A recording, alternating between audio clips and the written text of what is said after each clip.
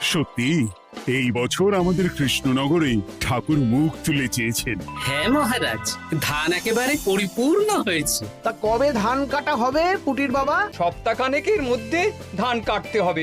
বেশ বেশ, তাহলে তো ভালোই হলো। এই মাসের শেষের দিকেই তো নবাব বাহাদুরকে শস্যের খাজনা পাঠানোর কথা। হ্যাঁ মহারাজ, এবারে নবাব বাহাদুর খুশি হবে। ঠিক বলেছ গোপাল।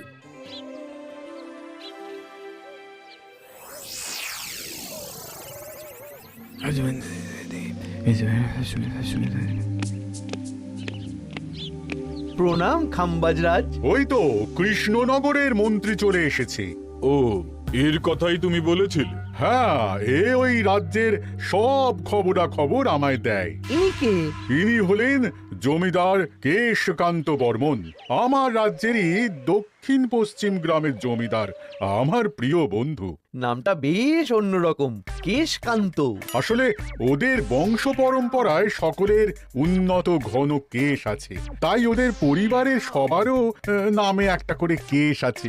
আমি খাম্বাজ রাজের সৌমিত্র এবং সুপরামর্শদাতা। কিছুদিন আগে আমার মাথায় খুব খুশকি হচ্ছিল, মাথার চুল পাতলা হয়ে আসছিল। কিন্তু আমার পরামর্শে একটা তেল মাখতেই মহারাজের মাথার চুল এখন ঘন হয়ে উঠেছে, আর কোনো সমস্যা নেই। বাবা বাবা, ভালো ভালো ভালো। এবার তাহলে কাজের কথাটা বলে দিন। এবারে তো শুনলাম তোমাদের রাজ্যে অনেক ধান উৎপাদন হয়েছে, তাই স্বাভাবিকভাবে নবাব বাহাদুরের কাছে রাজস্ব অনেক বেশি দেবে, কি তাই তো? হ্যাঁ, এবারে রাজস্ব দানে কৃষ্ণনগরই প্রথম হবে। না, তা হবে না। নবাবের কাছে অত ধান পৌঁছবে না, এমনকি কৃষ্ণচন্দ্রের কাছেই চাষিরা বেশি ধান রাজস্ব দিতে পারবে না। সেটা কি করে হয়? পাকা ধানে মই দিতে হবে। বললাম না, ও আমার সুপরামর্শদাতা।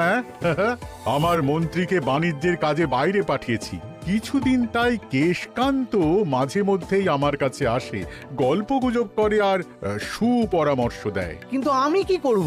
তুমি রাতের অন্ধকারে চাষিদের ধান জমিতে পাকা ধানে মই দিয়ে দাও, এমন ভাবে কাজটা করবে যাতে কাকপক্ষীতেও টের না পায়। আর তাতে আমার লাভ? প্রত্যেক বছর নবাব রাজস্ব দানে বিজয়ীকে ৩,০০০ মোহর দেয়, আমি তোমাকে তার থেকে ১,০০০ মোহর উপহার দেব। ১,০০০ মোহর? হ্যাঁ হ্যাঁ, যাও যাও যাও, কাজটা শুরু করে দাও। আচ্ছা।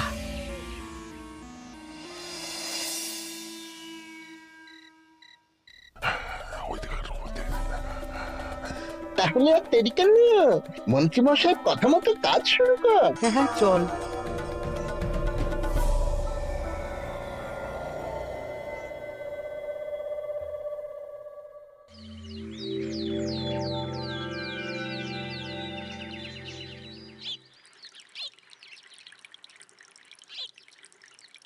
এবারে তো চাষাবাদ বেশ ভালোই হয়েছে। আশা করি নবাব বাহাদুরের কাছ থেকে এবারে আমরাই পুরস্কার পাবো। হ্যাঁ মহারাজ, সারা বাংলায় কৃষ্ণনগরের মতো উৎপাদন এই বছরে কোথাও হয়নি। সর্বনাশ হয়ে গেছে মহারাজ, সর্বনাশ হয়ে গেছে। কি সর্বনাশ হয়েছে গো পুটির বাবা? গতকাল রাতে আমাদের সব জমির পাকা ধানে মই দিয়ে দিয়েছে। সে কি? এবার আমরা কি করব মহারাজ? কাদের কাদের জমিতে হয়েছে এসব? যেই জমিতে তাকাবেন সেই জমিতেই এই কাণ্ড, ধান ঝরে সব মাটিতে পড়ে আছে। এবার আমরা কি করব? হায় হায় হায়, এবার আমাদের রাজ্যের কি হবে? নবাব বাহাদুরকে তো জবাব দিতে পারবো না। বড় বিপদ হয়ে গেল, রাজ্যে গ্রহের প্রকোপ নেমে এলো। ও, আর কদিন পরেই আমার টেকে আসবে ১,০০০ মোহর। ঠিক আছে, তোমরা সবাই এখন বাড়ি যাও। না, আমার মন মেজাজ ভালো নেই।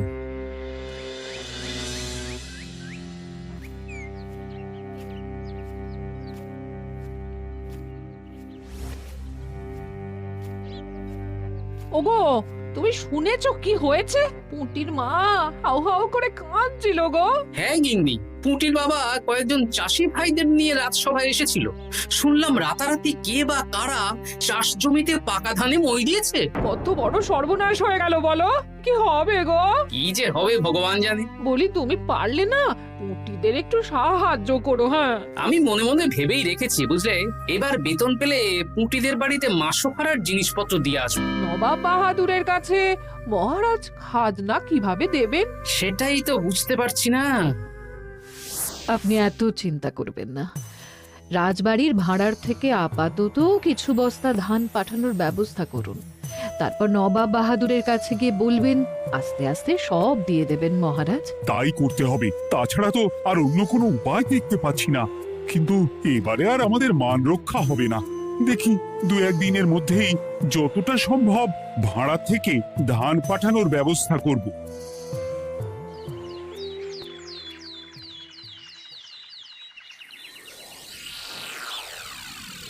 এই বছর 10,000 বস্তা ধান রাজস্ব এসেছে খাম্বাজ রাজ্য থেকে, 7,000 বস্তা ধান এসেছে বর্ধমান রাজ্য থেকে, আর মাত্র 100 বস্তা এসেছে কৃষ্ণনগর থেকে।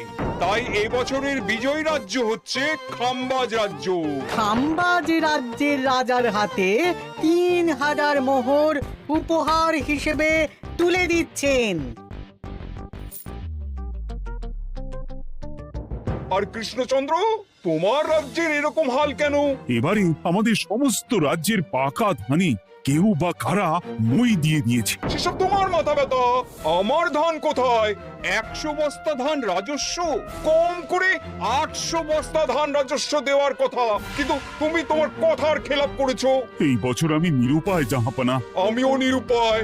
হয় তুমি আগামী 1 সপ্তাহের মধ্যে আমাকে 5,000 মোহর দেবে, নইলে কৃষ্ণনগরের সিংহাসন থেকে সরে যাবে। এত বড় শাস্তি দেবেন না নবাব বাহাদুর। আপনি অন্তত মাস 6 সময় দিন, আবার ধান চাষ করিয়ে আপনাকে প্রাপ্য ধান দেওয়া হবে। বেশি কথা বলছো কৃষ্ণচন্দ্র, তুমি 5,000 নয় 6,000 মোহর 1 সপ্তাহের মধ্যে দেবে। বেটা গোপাল বেশি পাকা, অত কথা বলতে কে বলেছিল? গোপাল, এটা তুমি কি করলে? হায় হায় হায়! সর্বনাশের সময় যখন ঘনিয়ে আসে তখন বিপদের ওপর বিপদ এভাবেই আসে। আমার পাওনা। আরে এখন না, তোমাকে পাঠিয়ে দেব। ওই দেখুন, খাম্বাজ রাজের সাথে কথা বলছে। এখন বেশি কথা বললে কৃষ্ণচন্দ্র আর গোপাল সন্দেহ করবে। চলুন তো দেখি ওখানে গিয়ে কি কথা বলছে। কি কথা বলছো মন্ত্রী? মন্ত্রী আমায় বিজয় অভিনন্দন জানাচ্ছিল। বিজয় অভিনন্দন তো উপহার পাওয়ার সময় জানাতে পারতেন মন্ত্রী মশাই। যাই হোক, আপনাকে তো ঠিক চিনতে পারছি না। আমার নাম কেশকান্ত, আমি খাম্বাজ রাজ্যের দক্ষিণ পশ্চিম গ্রামের জমিদার। কেশকান্ত আমার বিশেষ বন্ধু। আপনার কেশ নিয়ে বেশ ভাব দেখছি। হ্যাঁ, ওই কদিন আগে তো খাম্বাজ রাজের মাথার চুল পাতলা হয়ে আসছিল, খুশকি হচ্ছিল আর কি। তো ওনার পরামর্শে একটা তেল মেখেই তো খাম্বাজ রাজের আবার ঘন কালো চুল ফিরে এসেছে। কেশকান্ত জমিদার হতে পারে, কিন্তু ওর অর্থনৈতিক অবস্থা তাবর রাজাদের থেকে অনেক ভালো। কয়েক হাজার বিঘা জমির মালিকও, তার সাথে চুলের তেলের ব্যবসা করেও হাজার হাজার মোহর রোজগার করে। এই, এখন চুল নিয়ে চুলোচুলি না করে চলো কৃষ্ণনগরে ফিরি। এমনিতেই মন মেজাজ খারাপ, 1 সপ্তাহের মধ্যে আবার 6,000 মোহর জোগাড় করতে হবে। হ্যাঁ, চলুন চলুন।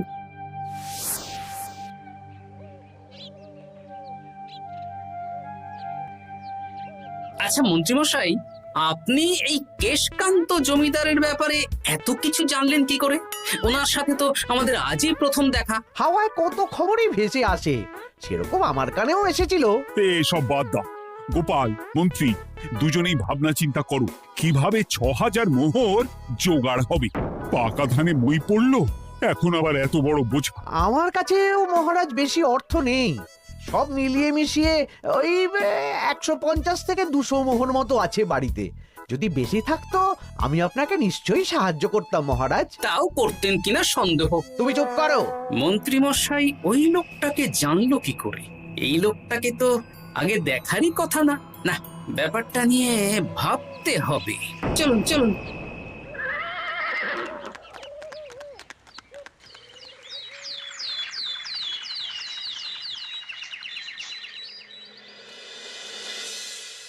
বুঝলে গিন্নি, 1 সপ্তাহের মধ্যে মহারাজকে 6000 মোহর জোগাড় করতেই হবে, নইলে সিংহাসন ছাড়তে হবে। এখন কিন্তু আমাদের উচিত মহারাজের পাশে দাঁড়ানো। কিছু ভেবেছো কি? আপাতত আমার বিয়েতে পাওয়া আংটি বন্ধক রাখবো, আর তুমি যদি হ্যাঁ হ্যাঁ, আমার যে দুটো গয়নাগাটি আছে ওগুলো বন্ধক রাখো, পরে আস্তে আস্তে ছাড়িয়ে নেবো খন। দেখি বাকি সভাসদদেরকেও বলবো, যে যতটা পারে, তারপর ভগবানই ভরসা।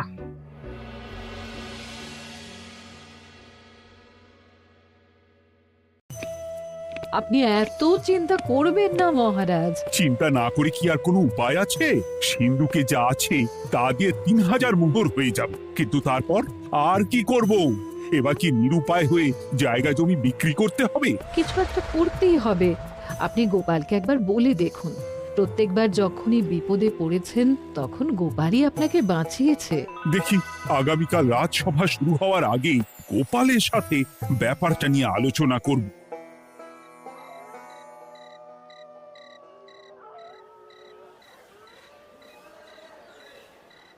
এই যে শ্যাকরা, কি করছো? এই তো, বলুন। শোনো, আমার গিন্নির জন্য একটা হীরের হার বানাতে হবে, ওই 1000 মোহরের মধ্যে।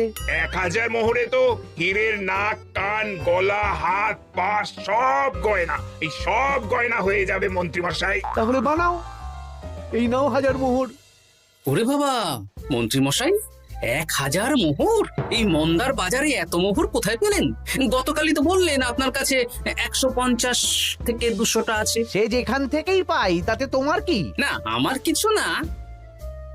শ্যাকরা, আমি কয়েকটা গয়না বন্ধক রাখবো। দেখি কি আছে। এই সব মিলিয়ে এতে আমি 15 মোহর দিতে পারবো। বেশ, তাই দাও। আমি আমি ধীরে ধীরে শোধ করে গয়নাগুলো ছাড়িয়ে নেব। হ্যাঁ, মন্ত্রীর ব্যবহারগুলো বেশ সন্দেহজনক লাগছে। দেখি, গুপ্তচরকে কাজে লাগাতে হবে, মন্ত্রীর পিছনে ছায়ার মতো লেলিয়ে দিতে হবে।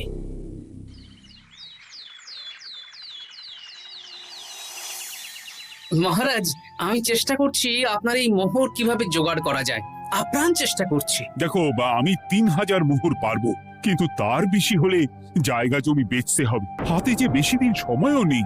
আচ্ছা মহারাজ, দেখছি। তবে মন্ত্রীমশাই চাইলেই আপনাকে 1000 মোহর দিয়ে সাহায্য করতে পারতেন, কিন্তু উনি তা না দিয়ে ওনার গিন্নির গয়না বানাচ্ছেন, হীরের গয়না। কি মন্ত্রী তো কালকেই বলল ওর কাছে 150 থেকে 200 মোহর আছে মাত্র, 1000 মোহর কোথা থেকে পেল? সে উনিই জানেন, তবে তার খবর খুব তাড়াতাড়ি আশা করি পেয়ে যাব মহারাজ।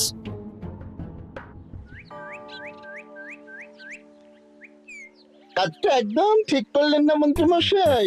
আপনার কথা শুনে আমরা সবার জমির পাকা ধানে মই দিলাম, কিন্তু আমরা একটা পয়সা পেলাম না। আপনি যে এই কাজ করার জন্যে খাম্বাজ রাজার কাছ থেকে ওই 1000 মোহর উপহার পেলেন, সেটা দিয়ে গিন্নির গয়না বানাতে দিলেন, কিন্তু আমাদের বেলায় লবডঙ্কা। আরে তোদেরকেও দেবো, একটু সবুর কর, আগে গিন্নির মাথাটা ঠান্ডা করি। না না, আমাদের এক্ষুনি চাই। আরে এক্ষুনি কি করে দেবো, আমার হাত খালি। আচ্ছা আচ্ছা, ঠিক আছে, এই নে 2 মোহর ধর, 2 ভাই ভাগ করে নে, পরে আরো দেবো। এটা কিন্তু ঠিক না। এসব আলোচনা খোলামেলা জায়গায় করা উচিত না। উফ, পরে তোদের সাথে কথা বলবো, এখন যেতে দে, বাজার করব, তারপর আবার রাজসভা আছে।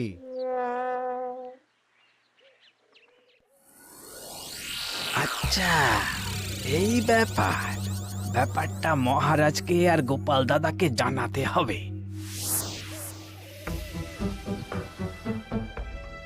গোপাল দাদা, মহারাজ আসল খবর পেয়ে গেছি। কি খবর? আমি একটু আগে শুনলাম। কাজটা একদম ঠিক করলেন না মন্ত্রীমশাই। আপনার কথা শুনে আমরা সবার জমির পাকা ধানে মই দিলাম, কিন্তু আমরা একটা পয়সা পেলাম না। আরে তোদেরকেও দেবো, একটু সবুর কর। মন্ত্রী, আমি না তোমাকে বেরেই ফেলবো। মহারাজ, মন্ত্রী মশাই এখানে গৌণ, উনি অর্থের লোভে এসব করেছেন, আর ওনাকে দিয়ে করিয়েছেন খাম্বাজ রাজ। হ্যাঁ, যাতে এবারে বিজয়ী হতে পারেন। তাই আপনি এই খবর 5 কান করবেন না মহারাজ। আমি খাম্বাজ রাজ আর ওই কেশকান্তর কাছ থেকে ক্ষতিপূরণ ঠিক আদায় করে আনব। কিন্তু কিভাবে? শুনুন তাহলে।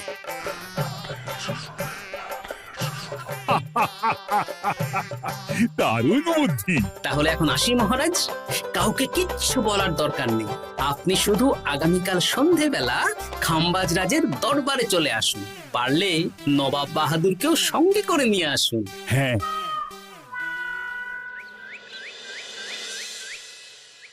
প্রণাম খাম্বাজ রাজ। কে আপনি? আমি হতাশ রঞ্জন, পশ্চিমে থাকি। কি চাই বলুন? কিছু চাই না, তবে একটা কথা শুনলাম তাই বলতে এলাম। কি কথা? আমি শুনলাম মহারাজ আপনার মাথার চুলগুলো সব নকল। আমার এত সুন্দর চুল সব নকল? ফাজলামো হচ্ছে। আমি যদি প্রমাণ করে দিই আপনার চুল নকল, তাহলে কি? তাহলে আপনি আমাকে 100 মোহর দেবেন, আর প্রমাণ না করতে পারলে আমি আপনাকে 100 মোহর দেব। বেশ, দেখো, এক্ষুনি দেখো, আমারই তো 100 মোহর লাভ হবে। এখন না, এখন না, আজ সন্ধেবেলায়। বেশ বেশ, তখনই এসো। এবারে জমিদার কেশকান্তর বাড়ি যেতে হবে।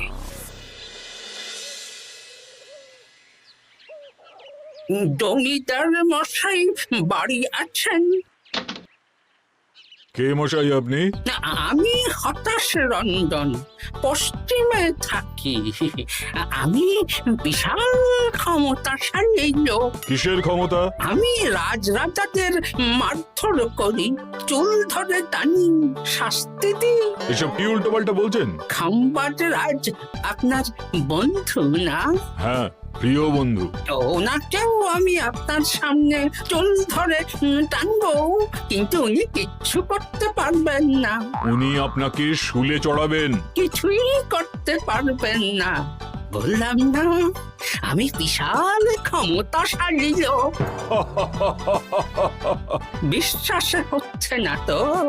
তাহলে বাজি ধরুন, 10,000 মোহরের বাজি। 10,000 মোহরের বাজি? হ্যাঁ, আজ আমি খাম্বাজ রাজের রাজবাড়ি যাব, আর আমার শক্তি প্রদর্শন করব। ওনার চুল ধরে টানা হেঁচড়া করব, ওনাকে আহত করব, কিন্তু উনি আমাকে কিছুই করতে পারবেন না। বেশ রাজি, বাজি 10,100 মোহর দিতে পারবেন তো? হ্যাঁ, আমি বাজি হারলে আপনাকে দেব 10,100 মোহর। দরকার হলে ওই কাগজে কলমে লিখিত পরিত করে নিন। বেশ, তাহলে তাই হোক। কিন্তু হ্যাঁ, একটা কথা, আমি শক্তি প্রদর্শন করার আগে থেকে প্রক্রিয়া চলাকালীন সময় পর্যন্ত আপনি খাম্বাজ রাজের সাথে কোনো কথা বলতে পারবেন না। বেশ বেশ।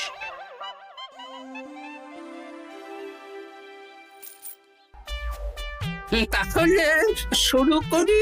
শুরু করো। এবার আমি প্রমাণ করেই ছাড়বো।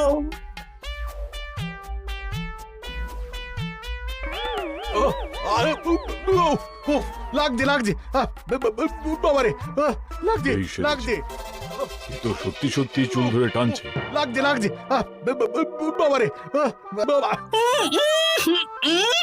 ওরে বাবা রে বাবা, কি শক্ত! এ কি, খাম্বাজরাজ কিছুই তো বলছেন না? তাহলে কি আমি হেরে গেলাম? না না খাম্বাজ রাজ, আমার ধারণা ভুল, যা শুনেছি তাও ভুল। এবার বিশ্বাস হলো তো? দাও দাও, এবারে 100 মোহর দাও। দিন কেশকান্ত মশাই, আমাকে 10,100 মোহর দিন। এ কি, ও তোমাকে 10,100 মোহর কেন দেবে? ওনার সাথেও তো বাজি ধরেছিলাম। কি বাজি? আপনার এখান থেকে বেরিয়ে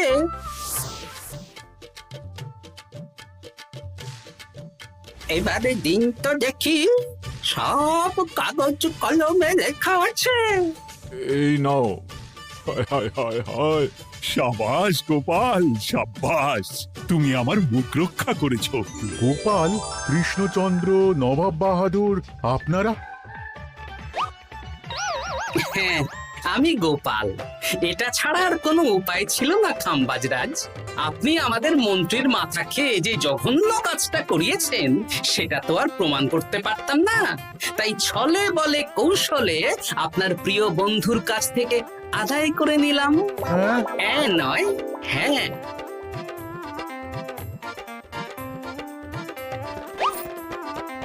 এই নিন মহারাজ। এতে কত মোহর আছে? 10,100 মোহর। এর থেকে 100 খাম্বাজরাজকে দিন, 6,000 নবাব বাহাদুরকে, আর বাকিটা আপনার কাছে রাখুন।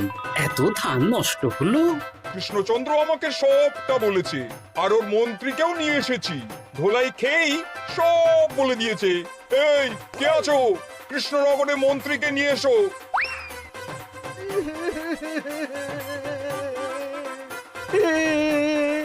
মার খেয়ে আমি সব বলে দিয়েছি খাম্বাজরাজ। উদ্ধার করে তো জাহাপানা, আমাকে ক্ষমা করে দিন। এর কোনো ক্ষমা নেই। তোমাকে আমি কারাগারে বন্দি করব। হায় হায় হায়, সামান্য টাকার লোভ করতে গিয়ে পুরো মাঠে মারা গেলাম।